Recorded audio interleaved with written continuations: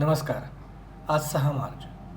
जगाचं लक्ष इराण आणि इस्रायल युद्धाकडे असताना चीनने दक्षिण चीन समुद्रात एक अतिशय मोठी आणि धोकादायक चाल खेळली आहे.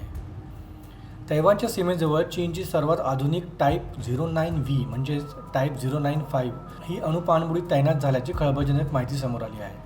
पण हे फक्त शक्ती प्रदर्शन नाही, तर त्यामागे एक सायलेंट प्लॅन आहे.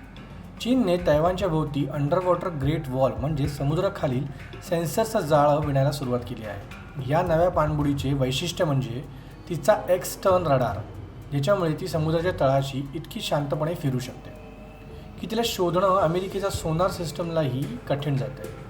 चीनचा खरा उद्देश तैवानवर हल्ला करणं नाही, तर पॅरालिसिस स्ट्रॅटेजी वापरून तैवानचा जगाशी असलेला संपर्क तोडणं हा आहे.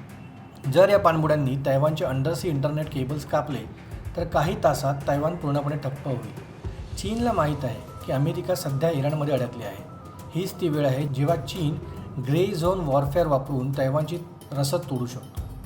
भारतासाठी ही चिंतेची बाब आहे, कारण जर तैवानमधील सेमीकंडक्टर पुरवठा थांबला तर तुमच्या हातातील स्मार्टफोनपासून ते कारपर्यंत प्रत्येक गोष्टीची किंमत दुप्पट होईल. पण मित्रांनो, चीन केवळ समुद्रातच नाही तर सायबर स्पेसमध्येही एक मोठा सापळा रचतोय.